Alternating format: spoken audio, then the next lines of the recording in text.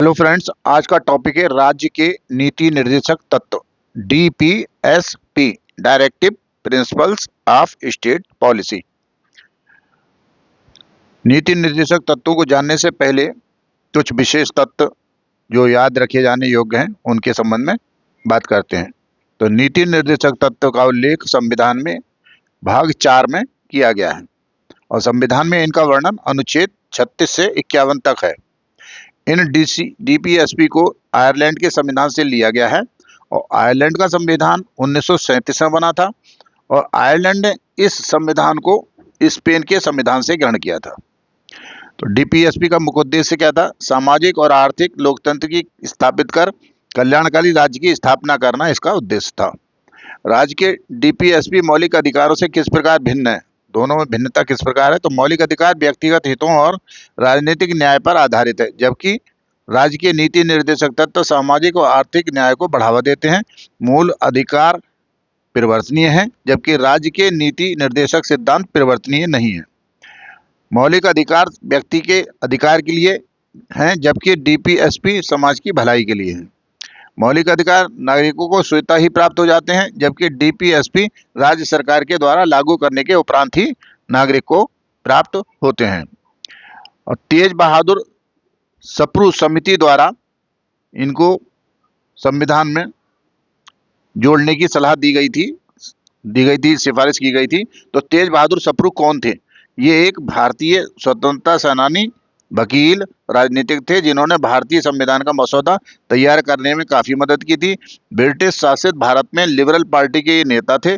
इनकी सप्रू समिति के संवैधानिक प्रस्ताव के शीर्षक वाली रिपोर्ट थी। इस रिपोर्ट में संवैधानिक प्रश्नों से संबंधित 21 सिफारिशें शामिल थी। इस समिति में 30 सदस्य थे। तो 1945 में सप्रू समिति अध्यक्ष तेज बहादुर सप्रू ने व्यक्तिगत अधिकारों को 2 श्रेणियों में रखा था। एक न्याय संगत मूल अधिकार जिसमें शामिल हैं जो वाद योग्य हैं, और दूसरा गैर न्याय संगत डीपीएसपी हैं नीति निर्देशक तत्व जो वाद योग्य नहीं है। डॉक्टर BN राव का क्या कहना है इस संबंध में? ये संविधान के सभा के सलाहकार थे, ने ये कहा ये राज्य के लिए नैतिक अनुदेश हैं।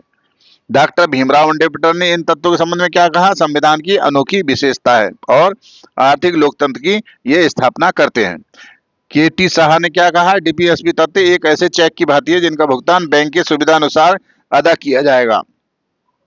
श्री नसरुद्दीन ने क्या कहा? डीपीएसपी को नव वर्ष की शुभकामनाएं। KM पडिक्कर ने क्या कहा? नीति निर्देशक तत्व आर्थिक क्षेत्र में समाजवाद लाने के लिए जरूरी है। ग्रेनविल ऑस्टिन ने क्या कहा? संविधान की मूल आत्मा है ये।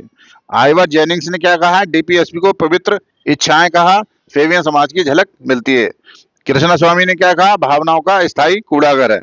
पायली ने क्या कहा? नागरिकों के प्रति राज्य का सकारात्मक दायित्व है। राज्य के नीति निर्देशक तत्वों का वर्गीकरण: समाजवादी सिद्धांत, गांधीवादी सिद्धांत और उदारवादी सिद्धांत। इस प्रकार 3 वर्गीकरणों में इन्हें डिवाइड किया है। तो समाजवादी में 38, 39, 39A, 41, 42, 43, 43A और 47 बन। गांधीवादी सिद्धांत कायम है तो अनुच्छेद 40, 43, 43B, 46, 47, 48। उदारवादी सिद्धांत में अनुच्छेद 44, 45, 48, 48 से 49, 50, 51। राज्य के नीति निर्देशक सिद्धांतों का क्या महत्व है? तो नीति निर्देशक सिद्धांतों का महत्व यह है कि विदेश के लिए नीतियां बनाते समय राज्य सरकार के दिशा निर्देश निर्धारित करते हैं।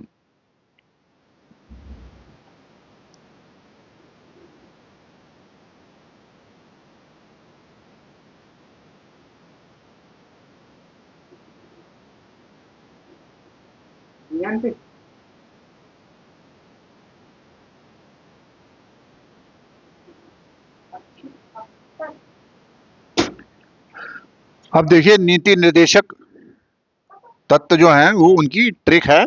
रौनक शाह ने 6 पुरुषों को सबानिसु गांव में 3 काम सहकारी दिए, तब समान नागरिकों को निःशुल्क शिक्षा और SC/ST को लोक स्वास्थ्य, कृषि, पर्यावरण, स्मारकों को संरक्षण तथा न्यायपालिका से अंतर्राष्ट्रीय शांति मिली। इसे देखिए अलग अलग शब्दों के हिसाब से। रौनक शाह में रौ से अनुच्छेद 36 जिसमें राज्य की परिभाषा है, ना से अनुच्छेद 37 जीपीएसबी मूलभूत हैं किंतु न्यायालय में प्रवृत्ति नहीं है, चुनौती नहीं है। का से कल्याणकारी राज्य 38A है। सा से अनुच्छेद 38B आय की असमानता को सही करना है। 6 पुरुषों से मतलब 39 में 6 नीतियों को सुरक्षित करने की दशा में निर्देशित किया गया है। तो 6 हैं ABCDEF। तो ए में है स्त्री और पुरुषों को आजीविका के पर्याप्त साधनों उपलब्ध कराना, बी में है देश के संसाधनों का जनहित में प्रयोग करना, सी में है आर्थिक शक्ति का विकेंद्रीकरण करना, डी में है स्त्री पुरुष दोनों को समान कार्य है तो समान वेतन की व्यवस्था करना, 39 ई में है नागरिकों के स्वास्थ्य की रक्षा करना, 39 एफ में है बचपन और जवानी को शोषण से बचाना। समान इशू 39 ए में है और नागरिकों को समान न्याय और निःशुल्क विधिक सहायता के लिए। समा से समान न्याय और निःशु से निःशुल्क विधिक सहायता। गांव से मतलब अनुच्छेद 40 में गांव से गांव पंचायत गठन को सुशासन की इकाइयों के रूप में लागू करने के लिए कदम उठाएगा। 3 काम, अब 3 काम की ट्रिक है तो अनुच्छेद 41, 42 और 43 ये तीनों इसमें अनुच्छेद शामिल हैं।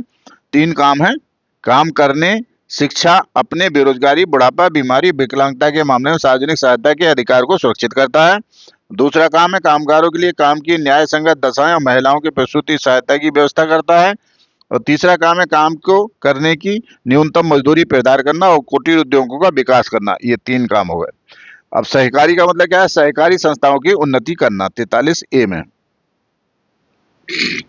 समान नागरिक अनुच्छेद 44 में नागरिकों के लिए एक समान नागरिक संहिता सुरक्षित करने के लिए ये प्रयास करेगा, जो इस समय गोवा उत्तराखंड में लागू है। निःशुल्क शिक्षा का अनुच्छेद 45 की ट्रिक है तो 6 से कम आयु के बच्चों की बाल्यावस्था में निःशुल्क शिक्षा प्रदान कराएगा।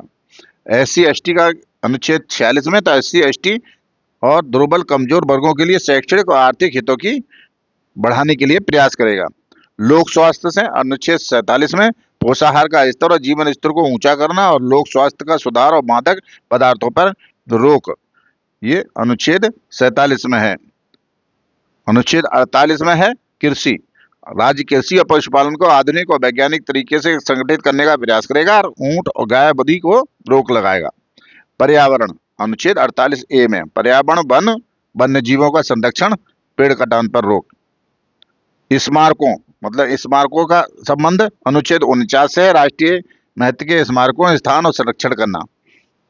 अनुच्छेद 50 में न्यायपालिका, तो राज्य की लोकसभाओं में न्यायपालिका को कार्यपालिका से पृथक किया गया है, दोनों को समान अधिकार दिए गए हैं। अंतर्राष्ट्रीय शांति अनुच्छेद 51 में अंतर्राष्ट्रीय राज्य अंतर्राष्ट्रीय शांति और सुरक्षा अभिवृद्धि के बारे में प्रावधान बनाएगा।